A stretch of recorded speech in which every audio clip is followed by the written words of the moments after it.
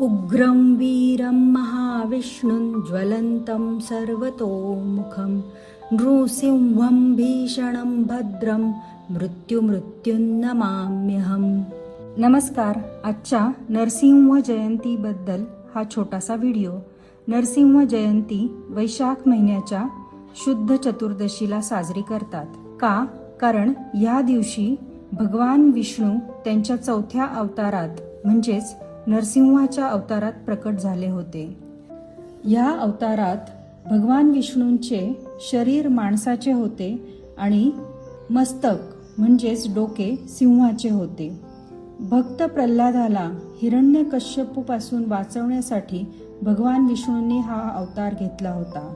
भगवान नरसिंह संध्याकाळी प्रकट झाले होते, म्हणून आजही भक्त नरसिंह जयंतीला दिवसभर उपवास करतात आणि संध्याकाळी भगवान नरसिंहाची पूजा करतात।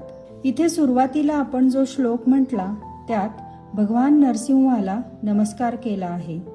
या श्लोकाचा अर्थ असा आहे: अत्यंत उग्र, शूर, महाविष्णू, अग्निप्रमाणे तेजस्वी, सर्व दिशांना तोंड असलेले म्हणजेच सर्वव्यापी, भक्तांसाठी रक्षक पण दुष्टांसाठी भयानक, मृत्यूचेही मृत्यू असणारे म्हणजेच मृत्यूपासून माणसाला वाचवणारे असे भगवान नरसिंह यांना मी नमस्कार करते। हा श्लोक पुढे 5 वेळा म्हटला आहे। नरसिंह जयंतीच्या निमित्ताने हा श्लोक तुम्ही नक्की ऐका, सोबत म्हणा आणि मुलांनाही ऐकवा। भक्त प्रल्हादाची गोष्ट माहीत आहे ना तुम्हाला? उग्रं वीरं महाविष्णुं ज्वलन्तं सर्वतोमुखं नृसिंहं भीषणं भद्रं मृत्युमृत्युन्नमाम्यहम्। उग्रं वीरं महाविष्णुं ज्वलन्तं सर्वतोमुखं नृसिंहं भीषणं भद्रं मृत्युमृत्युन्नमाम्यहम्।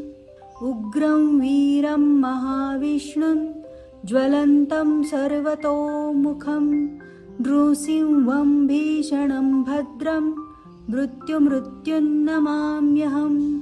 उग्रं वीरं महाविष्णुं ज्वलन्तं सर्वतोमुखं नृसिंहं भीषणं भद्रं मृत्युमृत्युन्नमाम्यहम्। उग्रं वीरं महाविष्णुं ज्वलन्तं सर्वतोमुखं नृसिंहं भीषणं भद्रं मृत्युमृत्युन्नमाम्यहम्। स्तोत्र अँड मंत्र चॅनलला लाईक, सबस्क्राईब आणि शेअर करायला विसरू नका आणि नवीन व्हिडिओजचे अपडेट्स मिळवण्यासाठी बेल आयकॉन दाबा। चला तर मग पुन्हा भेटू एखाद्या स्तोत्र, मंत्र अथवा उपयुक्त माहिती सोबत। तोपर्यंत नमस्कार।